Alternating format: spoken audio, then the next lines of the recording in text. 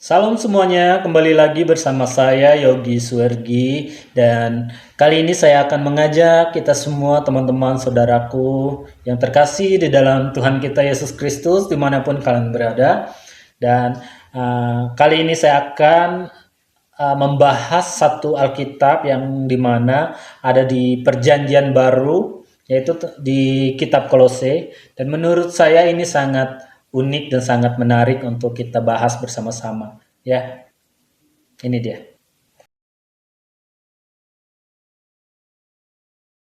Yang pertama kita akan membahas tentang kota Kolose dan budayanya.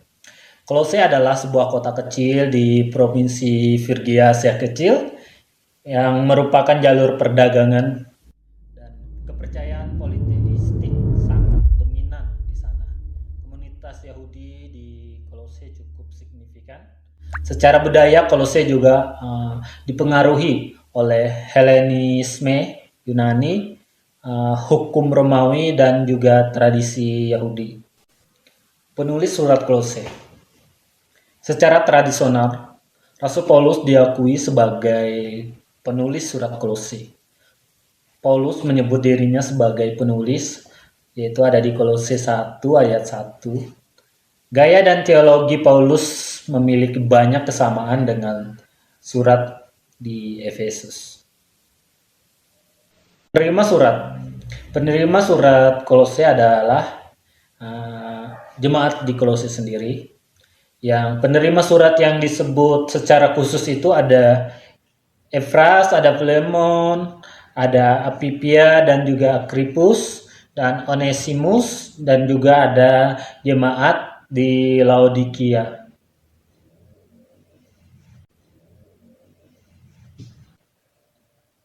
Tujuan penulisan surat Kolose yaitu yang pertama ada menangkal ajaran sesat dan filsafat kosong.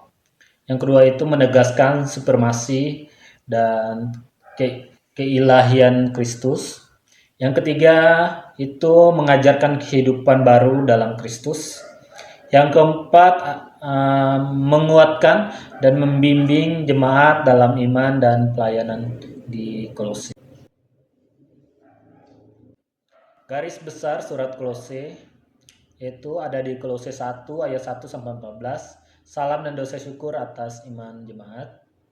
Ada di Kolose 1 ayat 15 sampai ayat yang kedua yaitu keunggulan Kristus sebagai pusat iman Kristen.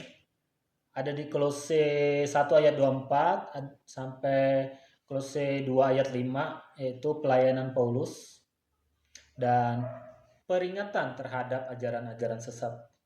Dan juga ada di Kolose 2 ayat 6 sampai 23 yaitu Kristus sebagai pusat keselamatan, bukan hukum Taurat ataupun filsafat manusia. Dia ada di Kolose 3 ayat 1 juga yaitu sampai di Kolose 4 ayat 6 itu dijelaskan bagaimana hidup baru dalam Kristus dan etika Kristen.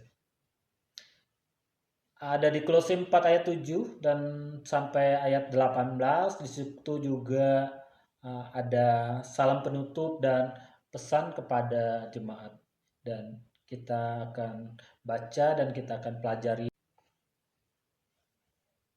Nah, kenapa saya bilang surat Kolose ini sangat menarik dan unik ya untuk kita pelajari bersama-sama, yaitu ada kitab Kolose ini sendiri mempunyai ciri khas, yaitu penekanan yang sangat unik tentang supremasi Kristus. Kristus sebagai pusat segala sesuatu ada di Kolose 1 ayat 15 sampai 20. Dan juga menanggapi ajaran sesat yang sangat unik di Kolose dan sangat menolak ya gonoteisme awal di Kolose 2 ayat 8 sampai ayat yang ke 10 dan juga menolak penyembahan malaikat dan mistisisme ada di Kolose 2 ayat 18 dan juga menolak aketeisme penyiksaan diri untuk kesucian ya ada di Kolose 2 ayat 20 sampai ayat 23. Nah, dan juga ada penekanan yang sangat kuat tentang hidup baru dalam Kristus. Ada di Kolose 3 ayat 4 itu mengarahkan hati kepada perkara sorgawi dan juga hidup sebagai manusia baru ada di Kolose 3 ayat 5 ayat sampai 17, dan juga hubungan dalam keluarga dan pekerjaan itu ada di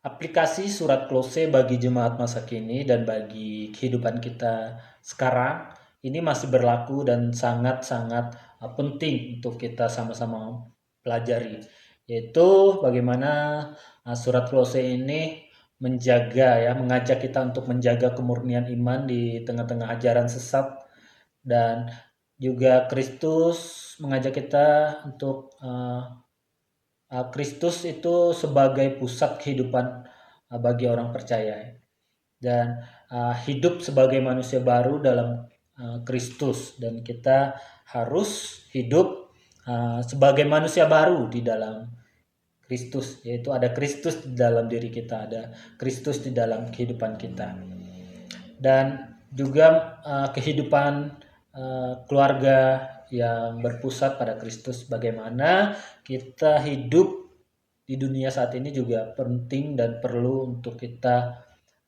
membawa berpusat pada Kristus, dan biar Kristus yang menjadi otoritas dalam kehidupan kita, dan juga mengajarkan hidup dalam doa dan kesaksian yang bijaksana untuk kita terus mengandalkan Tuhan, dan apapun yang kita lakukan tetap berdoa dan tetap meminta sama Tuhan untuk kita mempunyai hati yang bijaksana dalam menyikapi dan menanggapi setiap kita diajak untuk menjadi jemaat yang bersatu dan juga bertumbuh.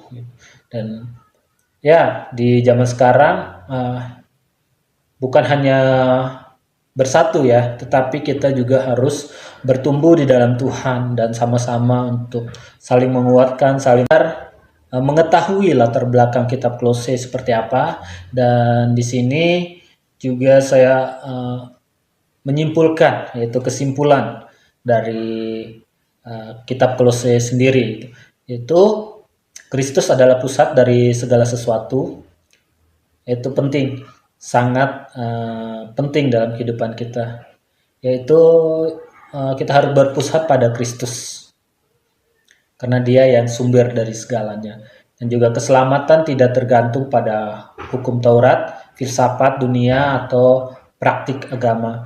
Dan itu yang harus kita pelajari, yang harus kita pahami gitu. Tetapi hanya dalam Kristus saja kita berpusat. Orang percaya harus hidup sebagai manusia baru. Nah, itu sangat penting untuk menguatkan kita kembali, mengingatkan kita lagi bahwa kita sebagai anak-anak Kristen, anak-anak muda, dan anak-anak yang takut akan Tuhan harus menjadi hidup itu harus diperbaharui.